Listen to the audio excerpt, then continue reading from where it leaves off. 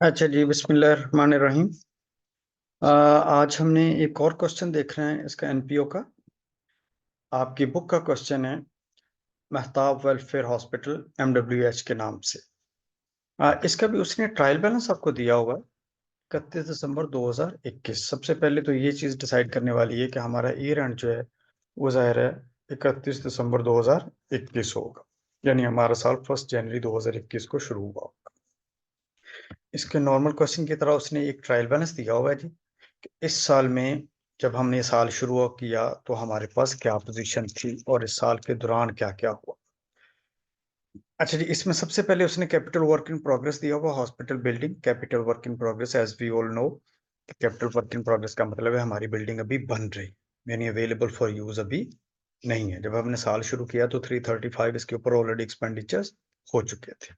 तो ये इसको हम एज एसेट लिखते हैं। अगर ये बन गई हो तो हम इसे कन्वर्ट कर देते हैं बिल्डिंग में और उसे डिप्रिशिएट भी करते हैं। लेकिन अगर ये बन रही है तो एज इट इज़ लिख देते हैं, जितना मजीद खर्चा होगा वो इसमें ऐड कर देते हैं और लिख देते होते हैं और इसे डिप्रिशिएट नहीं करते। तो आगे जाके देखते हैं कि क्या ये बन गई है या नहीं बनी। अगर ये बन गई है तो जिस दिन से बन गई है उस दिन से आगे इसकी डिप्रिसिएशन भी शुरू कर देंगे। दूसरी जी कैश है, इसका तो हमें पता है करंट एसेट है। क्लोजिंग इन्वेंटरी दी हुई है, ये भी करंट एसेट्स में जाएगी हमारी जी। कंट्रीब्यूशन रिसीव्ड है, कंट्रीब्यूशन रिसीव्ड उसने बताया 281 की है। वंस अगेन क्योंकि हम कंट्रीब्यूशन पढ़ चुके हैं, कंट्रीब्यूशन रिसीव्ड जो है अभी इसके बारे में कोई पता नहीं है कि ये इनकम है, रिस्ट्रिक्टेड फंड है, अनरिस्ट्रिक्टेड फंड है, इसका क्या करना है ये आगे आमतौर पर एडजस्टमेंट्स में बताया होता है इसके बारे में। अच्छा जी, तो जनरल फंड्स हैं, ये तो हमारा नॉर्मल कैपिटल होता है, ये बिल्कुल रिटेन्ड अर्निंग्स की तरह है जी, हर साल के सरप्लस इसमें ऐड होते जाते हैं।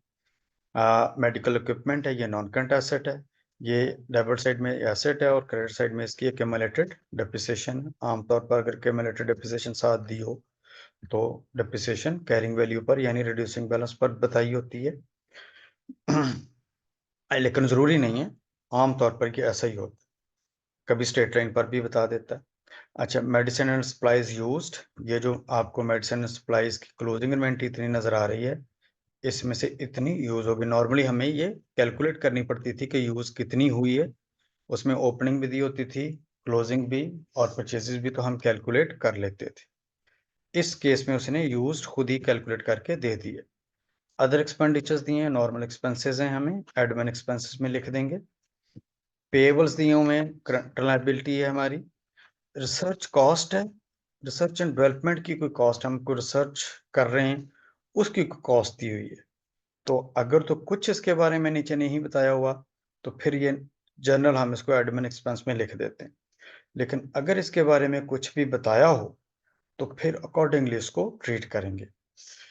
रिस्ट्रिक्टेड फंड दिया हुआ जी, रिस्ट्रिक्टेड फंड का आपको पता है जी, रिस्ट्रिक्टेड फंड को नॉर्मली हम क्या ट्रीट करते हैं जी, लायबिलिटी ट्रीट करते हैं। तो ये याद रखना है कि अगर ये एक्सटर्नली रिस्ट्रिक्टेड है तो लायबिलिटी है, अगर ये इंटरनली रिस्ट्रिक्टेड है तो फिर एसेट अपना कैपिटल है, इक्विटी आपकी। अभी इसके बारे में कोई पता नहीं, आगे जाके देखते हैं। सैलरीज दी हुई हैं, सैलरीज एक्सपेंस है, इसको हम एक्सपेंस में एडमिन एक्सपेंस में लिख देंगे। एडजस्टमेंट्स देखते हैं जी इसकी क्या क्या है। सबसे पहली एडजस्टमेंट में उसने बताया the breakup of restricted fund balance is as follow. ये जो ऊपर आपको 180 का रिस्ट्रिक्टेड फंड नजर आ रहा था ट्रायल बैलेंस में, इसके बारे में उसने बताया है कि ये इसकी बाइफर्केशन किस तरह से है। उसने बताया जी, जो हॉस्पिटल बिल्डिंग के लिए कंट्रीब्यूशन मिली हुई है वो कितनी है, contribution received for the construction of hospital building is 120। ठीक हो गया, यानी हमें एक्सटर्नली रिस्ट्रिक्टेड उन्होंने ये हमारी इस वो जो ऊपर 180 रिस्ट्रिक्टेड फंड आपको नजर आया, इसमें 120 जो है ये एक्सटर्नली रिस्ट्रिक्टेड है। क्यों? क्योंकि हमें कंट्रीब्यूशन मिली इसलिए कि हम उसको हॉस्पिटल बिल्डिंग बनाएंगे। दूसरी चीज कहता है इसमें से 120 तो उतना है, जो बाकी का 60 है वो कहता है जी as per the resolution of the board of trustee, यानी बोर्ड ऑफ ट्रस्टी ने खुद, डायरेक्टर्स ने खुद रिस्ट्रिक्शन लगाई है। इसका मतलब है ये इंटरनली रिस्ट्रिक्टेड है। MW is required to allocate 20% of the surplus of each year to the research fund। इसमें से कहता है जी 60 जो है वो आपका इस 120 में से 120 जो है वो एक्सटर्नली रिस्ट्रिक्टेड है बिल्डिंग के लिए, और 60 जो है वो रिसर्च के लिए हमने रखा हुआ है। और इसके अलावा जो हमारे MWH यानी ट्रस्टी जो ये जो महताब वेलफेयर हॉस्पिटल के ट्रस्टीज हैं, उन्होंने कहा हुआ है जो आपका सरप्लस होगा यानी जो आपका प्रॉफिट होगा उसका भी 20% हर साल इसमें ट्रांसफर किया जाएगा। तो यहाँ से हमें ये चीज पता चल गई कि इसको हम एज लायबिलिटी लिखेंगे, इसको एज इक्विटी लिखेंगे। अच्छा जी, दूसरी इसका हम अभी एक पैसे टेबल भी बना लेंगे। जनरल फंड्स भी हमारे पास हैं, रिस्ट्रिक्टेड फंड्स भी आ गए, अनरिस्ट्रिक्टेड फंड्स भी आ गए, तो हमें पता चल जाएगा कि हमने इसको क्या क्या करना है।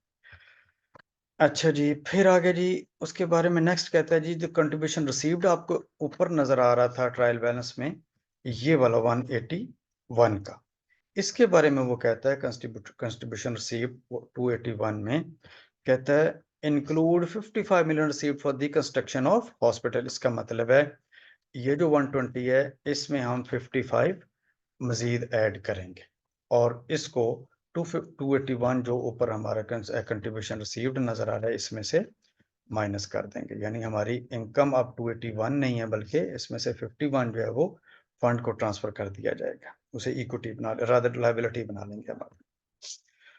राइट जी, तीसरी adjustment, during the year MWH also received construction material having fair value of 65 million for the hospital building which has not been recorded in books। कहते हैं जी एक और कंट्रीब्यूशन हमें मिला है मटेरियल की सूरत में जो हमने कहता है अभी रिकॉर्ड नहीं किया। इसका मतलब है इस 120 में ये जो हमारा फंड है 55 मिलियन का कंट्रीब्यूशन से जाएगा और 65 मिलियन का जो मटेरियल मिला है ये भी उसमें शामिल कर दिया जाएगा। तो हमारे एक्सटर्नल फंड्स जो एक्सटर्नल रिस्ट्रिक्टेड फंड्स जो हैं 120 प्लस 55 प्लस 65 ये बन जाएगा। इसकी अभी हम वैसे कैलकुलेशन भी कर लेते हैं जी। राइट जी, दूसरा ये है कि ये भी याद रखिएगा कि हमारा ऊपर जो कैपिटल वर्क इन प्रोग्रेस 335 का था जो बन रहा था, इसमें मजीद ये जो 65 है ये भी ऐड हो जाएंगे। अब हमारे जो कैपिटल वर्क इन प्रोग्रेस है वो 335 प्लस 65 यानी 400 का हो गया। अभी ये बिल्डिंग बन रही है। राइट जी, अभी ये कैपिटल वर्क इन प्रोग्रेस ही है। नेक्स्ट एडजस्टमेंट जो है वो जरा देखने वाली है। कहते जी नेक्स्ट एडजस्टमेंट में कहता है MWH has completed the construction of hospital building on 1st April 2021। ये जो 400 मिलियन की बिल्डिंग हमारी बन रही थी वो कहता है 1 अप्रैल 2021 को बन गई है। इसका क्या मतलब है, अब ये कैपिटल वर्क इन प्रोग्रेस नहीं रहा बल्कि अब ये बिल्डिंग बन गई है। तो पहला काम तो हम ये करेंगे कि आज के बाद हम इसे कैपिटल वर्क इन प्रोग्रेस नहीं लिखेंगे। 335 प्लस 65 दोनों मिलके आज के बाद ये हमारी क्या बन गई, बिल्डिंग। और इसे हम लिखेंगे अब कैपिटल वर्क इन प्रोग्रेस नहीं लिखेंगे बैलेंस शीट में नॉन करंट एसेट में, बल्कि अब क्या लिखेंगे, बिल्डिंग लिखेंगे। और ये बिल्डिंग अब डेप्रिशिएट भी होगी क्योंकि अब ये अवेलेबल फॉर यूज है, लेकिन कब से डेप्रिशिएट होगी, 1 अप्रैल 2021 से। ठीक हो गया जी। अच्छा, जाहिर है फिर इसके लिए डिप्रिसिएशन रेट भी चाहिए जी। तो अगले में उसने बता दिया कि हमारे पास जो हॉस्पिटल बिल्डिंग है ये जो अभी बन गई है 400 रुपए की, ये किस पर डिप्रिशिएट होगी, 5% स्ट्रेट लाइन पर। तो इसका हम 400 मल्टीप्लाई बाय 5%, लेकिन कितने माह के लिए, 9 माह के लिए, क्योंकि हमारे पास ये 1 अप्रैल से 31 दिसंबर तक रही होगी। तो इसकी डिप्रिसिएशन भी अभी कैलकुलेट करेंगे। और जो दूसरे फिक्स्ड एसेट्स हैं ऊपर जो नजर आ रहे थे हमें, वो कहते हैं जी वो 10% रिड्यूसिंग बैलेंस पर डिप्रिशिएट होंगे। ये वाले जो हमारे 320 माइनस इसमें से पहले पुरानी डिप्रिसिएशन निकाली जाएगी और इसको हम डिप्रिशिएट कर देंगे एट 10%, यानी 220 हमारा डिप्रिशिएट होगा, 320 माइनस 100 और उसमें डिप्रिशिएट कर दिया जाएगा। इस साल की डिप्रिसिएशन हमारे पास निकल आएगी।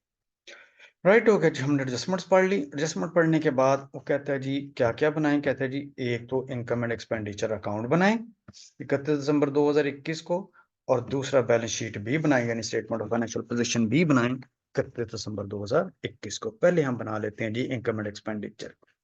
इनकम एंड एक्सपेंडिचर में हमें सबसे पहले देखना है हमारे पास इनकम कौन कौन सी होंगी।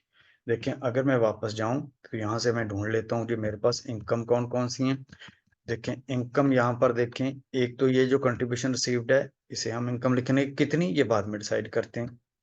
और उसके बाद नीचे आते जाएं, ये भी नहीं, ये भी नहीं, ये भी नहीं, ये भी नहीं, ये भी नहीं, ये भी नहीं, ये भी नहीं, इनमें से बाकी और कोई भी हमारी इनकम नहीं है। ठीक हो गया। पहले नंबर पर तो ये है कि हमारी बैलेंस सॉरी ट्रायल बैलेंस से मेरी सेल्फ इनकम जो है वो कंट्रीब्यूशन रिसीव्ड है, लेकिन डोंट फॉरगेट इस कंट्रीब्यूशन रिसीव्ड में भी से भी 281 में से 55 मैं फंड में ट्रांसफर कर दूंगा, जो बाकी बचेगी उसे मैं लिखूंगा कहां पर, अपनी इनकम में। दूसरा एक और भी चीज तो है कि हमारा जो एक्सटर्नल फंड होता है, ये जो एक्सटर्नल फंड था 120 प्लस 55 प्लस 65, ये भी तो हमारा एक्सटर्नल फंड जो है इसको हमने लायबिलिटी लिखना होता है, और इसको लायबिलिटी किसके लिए मिला हुआ है, बिल्डिंग के लिए।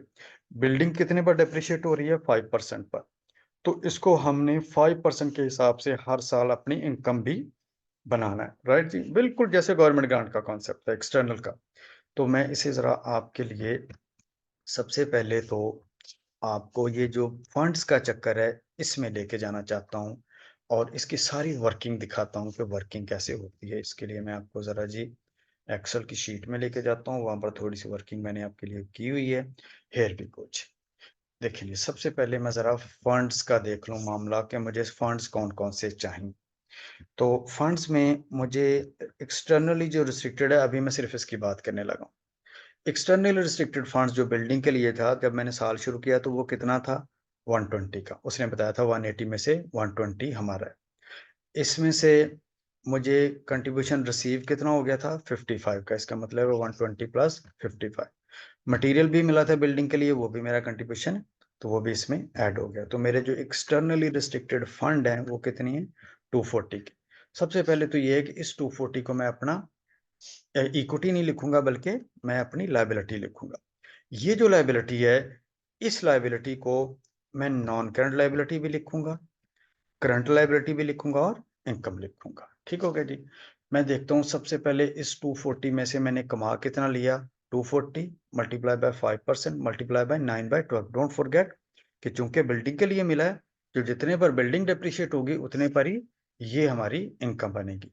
तो 240 multiply by 5% depreciation multiply by, चूंकि 9 माह बिल्डिंग चली है तो इनकम भी 9 माह की हम लिखेंगे। बाकी बच गया जी हमारे पास, इसमें से 240 में से 231। उस 231 में से जाहिर है जी हमारी अगले साल जो हमने पे करना है उसको हम अपनी लायबिलिटी बनाएंगे। 240 का 5%, जाहिर है अगले साल तो पूरा साल चलेगा ना, तो 12 जो है वो करंट लायबिलिटी में बच जाएगा। तो जो बाकी बच गया 240 माइनस 12 माइनस 9, यानी ये दोनों फिगर्स निकाल दें तो जो बाकी जो है वो कहाँ पर नजर आएगा, नॉन करंट लायबिलिटी में। इसका मतलब है जी मैं अब आपको अभी सिर्फ फॉर द टाइम बीइंग पीछे इनकम एंड एक्सपेंडिचर अकाउंट में लेके जाना चाहता हूँ। यहाँ पर आ जाते हैं जी। तो ये देखें जी, मेरे पास मैं जरा अगर आपको इनकम एंड एक्सपेंडिचर अकाउंट में लेके आऊँ, तो इनकम एंड एक्सपेंडिचर ये मेरा अकाउंट आपके सामने नजर आ रहा है, balance sheet. Income and expenditure account बना, तो इसमें सबसे पहले तो मैं देखूंगा जनरल कंट्रीब्यूशन। देखें जनरल कंट्रीब्यूशन मेरी कितनी है, 281 थी, उसमें से 55 मैंने कंट्रीब्यूशन में दे दिया फंड्स में, बाकी जो बच जाएगी वो मेरी नॉर्मल इनकम लिखी जाएगी। कंट्रीब्यूशन के बारे में हमने यही पढ़ा था कि अगर किसी फंड में ट्रांसफर नहीं हो रही तो फिर सारी की सारी इनकम है, अगर किसी फंड में ट्रांसफर हो गई है तो उन फंड को ट्रांसफर करने के बाद जो बचेगी वो मेरी इनकम होगी। दूसरी हॉस्पिटल कंट्रीब्यूशन, अभी मैंने 9 रुपए आई है, जो ये 240 जो मेरे पास कंट्रीब्यूशन थी एक्सटर्नल रिस्ट्रिक्टेड, उसमें से जो इस साल का पोर्शन था 240 मल्टीप्लाई बाय 5% मल्टीप्लाई बाय 9/12, तो वो कितनी बनी थी, 9 रुपए। इनकम्स ऊपर मैंने देखी थी, ट्रायल बैलेंस में सिर्फ ये दी हुई थी, और ये मैंने जो कंट्रीब्यूशन एक्सटर्नली रिस्ट्रिक्टेड के लिए मुझे मिला हुआ था उसमें से करंट ईयर का पोर्शन निकाल के इधर लिख दिया जी। राइट जी। तो मेरी इनकम तो सिर्फ दो ही है, वो मैंने लिख दी। एक्सपेंडिचर्स में आ जाए जी। एक्सपेंडिचर्स में मेडिकल सप्लाईज ट्रायल बैलेंस में दी हुई है, यूज है जितनी एज इट इज लिख दें। सैलरीज दी हुई हैं एज इट इज लिख दें। अदर एक्सपेंसेस दिए हुए हैं एज इट इज लिख दें। डेप्रिसिएशन हमारी जो हॉस्पिटल बिल्डिंग है वो जाहिर उसने बताया 5% पर डेप्रिशिएट होगा। 335 हमारे पास कैपिटल वर्क इन प्रोग्रेस था, 65 का मटेरियल मिला, टोटल कितने की बिल्डिंग बन गई, 400 की। और ये उसने बताया था ये 400 की कब बनी है, 1 अप्रैल को बिल्डिंग बन गई थी। इसका मतलब है 1 अप्रैल से ऑनवर्ड 5% और 9/12 पर मैं इसे डेप्रिशिएट कर दूंगा, तो मेरी डेप्रिसिएशन कितनी आ जाएगी, 15 रुपए। अच्छा जी, दूसरे जो एसेट्स हैं वो उसने बताया हुआ है रिड्यूसिंग बैलेंस पर होंगे, तो 320 ट्रायल बैलेंस में दिया है, इसमें से पुरानी डेप्रिसिएशन दी हुई है ये माइनस कर दें 220, 220 का 10% ले लें तो 22 रुपए की डेप्रिसिएशन भी मेरे पास आ गई। तो ये उसने एक्सपेंसेस दिए हुए हैं। मेरे पास इनकम कितनी है 235 की, मेरे पास इनकम उसके एक्सपेंसेस कितनी है 285 के, मेरे पास सरप्लस कितना आ गया जी 50 राइट जी। लें जी इनकम एंड एक्सपेंडिचर कंप्लीट हो गया। बैलेंस शीट में चलते हैं।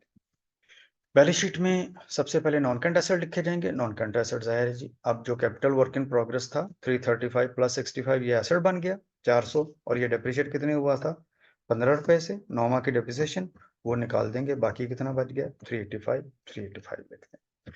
मेडिकल इक्विपमेंट है जी 320 के, और उसमें से पुरानी डेप्रिसिएशन थी 100 रुपए की, इस साल की डेप्रिसिएशन हमने कैलकुलेट की 22 रुपए की, जो अभी ऊपर हमने कैलकुलेट की, तो निकाल देंगे तो मेरे पास जो बाकी बचेगा 198। तो 320 माइनस पुरानी डेप्रिसिएशन माइनस करंट डेप्रिसिएशन, बाहर नेट वैल्यू लिख दी जाएगी। करंट एसेट्स में आ जाएंगे। मेडिकल एंड सप्लाईज की इन्वेंट्री दी हुई है 14 रुपए के ट्रायल बैलेंस में, एज इट इज लिख देंगे क्लोजिंग। कैश भी दिया हुआ है, एज इट इज लिख देंगे, इसमें कोई करने की जरूरत नहीं है जी। तो करंट एसेट्स मेरे कंप्लीट हो गए। Total asset rather current, total non current asset plus current asset, तो टोटल एसेट्स आ जाएंगे। नेक्स्ट आ जाते हैं फंड्स में। देखिए फंड्स में मेरे पास जो इक्विटी में है वो दो फंड्स हैं, जनरल फंड्स और रिसर्च फंड्स। जाहिर है जनरल फंड्स भी दिए हुए थे और रिसर्च फंड्स भी दिए हुए थे। मैं वंस अगेन आपको इनके ये कैसे कैलकुलेट हुए होंगे, इनके लिए मैं वंस अगेन आपको एक्सेल में लेके जाता हूँ, वहां मैंने इनके लिए कैलकुलेट ये वाला देखे। देखिए फंड्स का मैंने टेबल बनाया हुआ, आप भी हमेशा जब भी फंड्स एक से ज्यादा दिए हों तो टेबल बना लिया कर। देखिए मेरे पास वहां पर 3 फंड्स नजर आ रहे थे, जनरल फंड्स और था पे मेरे पास रिस्ट्रिक्टेड फंड्स, रिस्ट्रिक्टेड में एक्सटर्नली रिस्ट्रिक्टेड और इंटरनली रिस्ट्रिक्टेड। जो बिल्डिंग फंड था वो एक्सटर्नली रिस्ट्रिक्टेड था और जो रिसर्च वाला था वो इंटरनली रिस्ट्रिक्टेड था। ओपनिंग बैलेंस ट्रायल बैलेंस में जनरल फंड्स के 332 दिए हुए हैं, एक्सटर्नल रिस्ट्रिक्टेड टोटल 180 दिया हुआ था, आपको याद है ट्रायल बैलेंस में उसने नीचे बताया हुआ था कि 120 जो है वो किसके लिए एक्सटर्नली रिस्ट्रिक्टेड के लिए और 60 जो है वो इंटरनली रिस्ट्रिक्टेड के लिए, राइट जी। ये तो शुरू में था मेरे पास। फिर उसने बता दिया था कि जाहिर है जो साल के दौरान सरप्लस हुआ इनकम एंड एक्सपेंडिचर का प्रॉफिट वो जनरल फंड्स में ऐड होना होता है, वो हमने वहां पर ऐड कर दिया, राइट जी।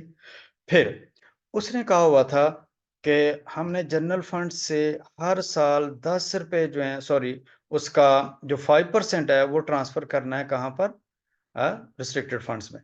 तो उसका मैंने नीचे उसकी मैंने वैसे कैलकुलेशन भी की हुई थी, तो ट्रांसफर कर देंगे जितना उसने कहा हुआ है, 10% इसका बनता है, वो 10% लेके ये सॉरी उसने कहा था 20% of the surplus will be transferred to research fund. तो इसका मतलब है हमारा सरप्लस था 50 रुपीज का, इसका 20% कितना बनेगा 10 रुपीज, ये 10 रुपीज जनरल फंड से निकाल देंगे और कहाँ पर ट्रांसफर कर देंगे रिस्ट्रिक्टेड फंड, राइट जी। इसका मतलब है ये 10 रुपए से कम हो जाएगा, ये 10 रुपए से बढ़ जाएगा। नेक्स्ट कंट्रीब्यूशन, आपको याद होगा जी कंट्रीब्यूशन के बारे में उसने कहा था 55 रुपए की हमने मजीद कंट्रीब्यूशन हमें मिली थी बिल्डिंग बनाने के लिए। तो बिल्डिंग बनाने के लिए जो फंड है वो कौन सा है, एक्सटर्नली रिस्ट्रिक्टेड फंड, उसमें हमने ऐड कर दिया था। ये वैसे हम पहले कर चुके, इसमें मटेरियल भी ऐड हो गया था 65 रुपए का। तो ये तो लायबिलिटी में जा चुका है, इसे हम इक्विटी में नहीं लिखेंगे, हम इसके बारे में कर चुके सारी बात पहले। मैंने देखना है जनरल फंड्स में और रिस्ट्रिक्टेड फंड जो इक्विटी में उसमें क्या गया, इक्विटी में ये दो फंड्स जाएंगे, एक ये वाला और एक ये वाला। मैं फिर से बता दूं एक्सटर्नली रिस्ट्रिक्टेड फंड लायबिलिटी में जाता है, उसका इक्विटी में कोई लेना देना नहीं है। ये वाला और ये वाला ये दोनों कहां पर जाएंगे जी, ये जनरल फंड्स और रिस्ट्रिक्टेड फंड्स रिसर्च वाले ये दोनों इक्विटी में जाएंगे। तो इसका टोटल कितना है 372 का और इसका टोटल कितना है 70 रुपीज का। तो अब मैं आपको वापस वहां पर लेके जाता हूँ, वहां पर आपको ये फंड्स नजर आ रहे होंगे। ये कैसे आया जी, ये 332 प्लस 50 माइनस 10 जो निकाल दिए, और ये कैसे आया जी 60 शुरू में थे, 10 रुपए जनरल फंड से आए, total 70। Let's go back to the book जी। फर्स्ट है भी कुछ जनरल फंड्स आपको नजर आ रहे हैं जी, ये देखें जी 332 शुरू में था प्लस 50 सरप्लस आया, इस 50 में से हमने ये मैंने जो वहां पर किया था 50 का 20% लेके 10 रुपए माइनस किया हुआ है, तो वहां पर भी मैंने कैलकुलेट किया था, यहाँ पर इसने सीधा सीधा कैलकुलेट किया। आप ऐसे भी कर सकते हैं और नीचे वर्किंग भी शो कर सकते हैं। तो 372 हमारा नेट फिगर आ गया। जो रिसर्च फंड है 60 शुरू में था। इसमें से एक चीज जो मैं आपको बताना चाहता हूँ, देखिए अगर मैं वापस आप जाऊं, ये देखिए यहाँ पर आपको रिसर्च कॉस्ट नजर आ रही है 33 की, क्योंकि इसके लिए हमने एक फंड बनाया हुआ है।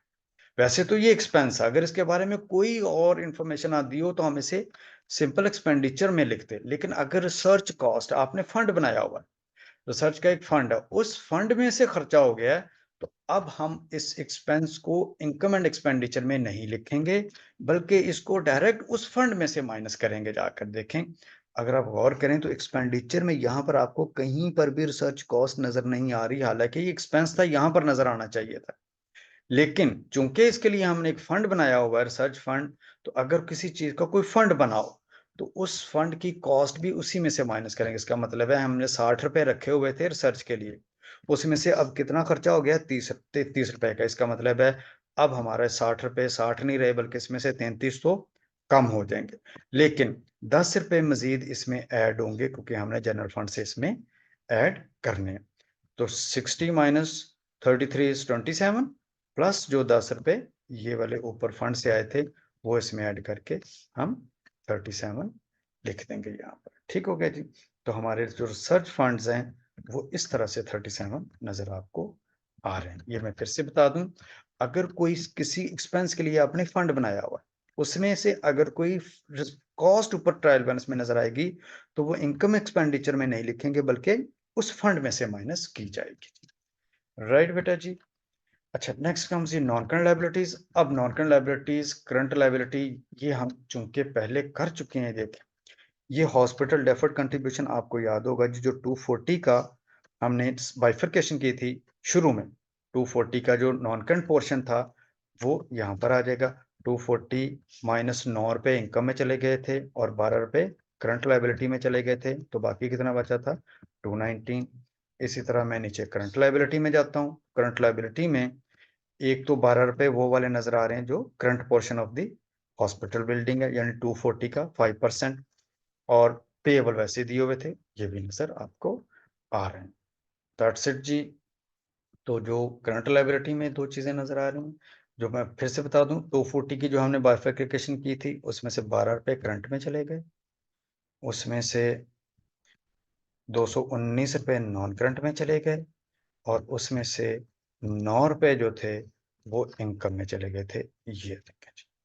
राइट जी।